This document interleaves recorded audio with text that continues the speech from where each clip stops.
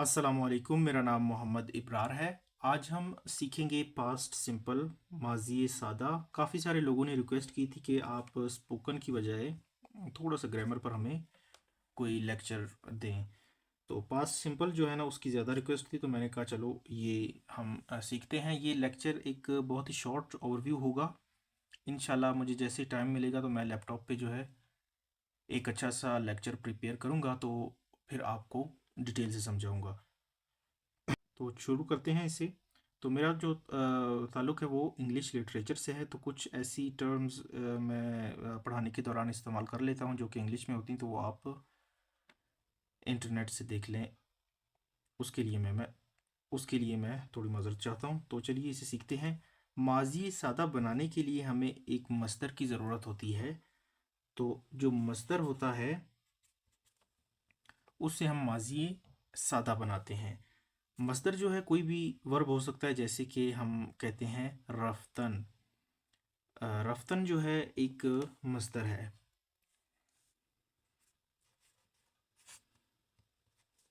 तो अब ये जो मस्दर है रफ्तन, इससे हमने खाली नून को हटा देना है, यानी ये जो नून है इसे हम हटा देंगे।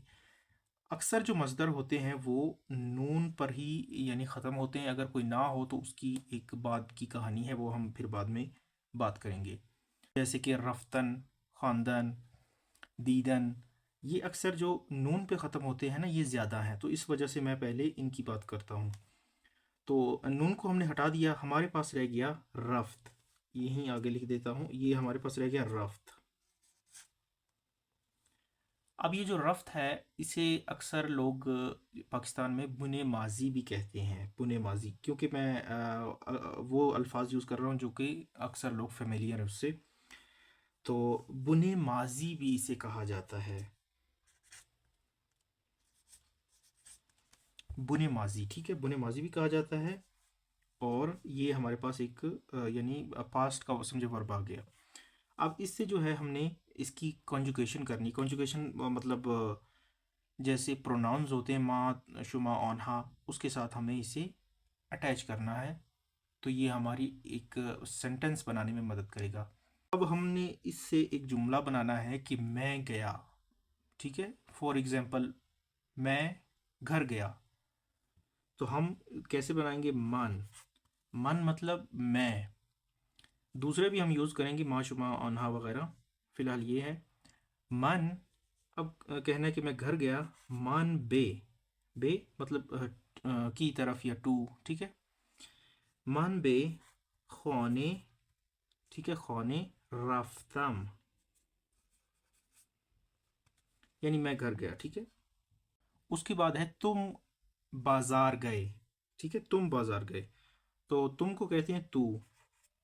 थू, फिर वही बे, बाजार। बाजार को बाजार ही कहते हैं, लेकिन थोड़ा सा चेंज करके ये प्रोनाउंस करते हैं फ़ारसी लोग। सूबे बाजार। अब ये जो तू है इसके साथ आता है रफ्ती, ठीक है। तू बे बाजार रफ्ती,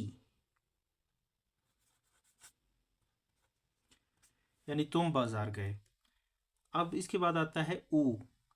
अब मैं आपको ये भी बता दूं कि ये जो हमने ये रफ्तन से नून हटाया, तो ये हमारे पास आ गया थर्ड पर्सन सिंगुलर, ठीक है। थर्ड पर्सन सिंगुलर जो है इसी तरह इस्तेमाल होगा ऊ के लिए। ऊ, ऊ कहते हैं वो। ऊ बे पार्क रफ्त, यानी वो पार्क गया, ठीक है। मन थू ऊ। अब रह गया माँ। माँ मतलब हम, ठीक है। हम को कहते हैं माँ। हम किताब खाने गए। किताब खाने मतलब लाइब्रेरी। माँ बे किताब खाने। अब ये जो है किताब खाने, इसके बाद हम लिखेंगे रफ्तीम, ठीक है। रफ्तीम, ये माँ के साथ आएगा रफ्तीम, ठीक है। ऊ के साथ आता है रफ, तू के साथ रफ्ती, मन के साथ रफ्तम, और माँ के साथ रफ्तीम। फिर है शुमा, यानी आप, यू। ये फॉर्मल हम जब किसी से बात करते हैं ना, तो फॉर्मल एकेडमिक लैंग्वेज में ज़्यादातर शुमा इस्तेमाल होता है। शुमा के साथ आएगा रफ्तीद। फॉर एग्जाम्पल शोमा बे मदरसे, ठीक है, मदरसे हम यूज़ कर देते हैं। शोमा बे मदरसे रफ्तीद, कि आप मदरसे गए। अब लास्ट में जो रह चुका है वो है ओन्हा। ओन्हा मतलब वो सब। ईशान भी कहते हैं, ओन्हा भी कहते हैं, दोनों यानी ठीक है, यहाँ पर मैं लिख देता हूँ। ईशान भी कहते हैं और ओन्हा भी कहते हैं, ठीक है, दोनों ही ठीक है। अभी फॉर एग्जांपल हम ईशान ले लेते हैं ना, तो ईशान बे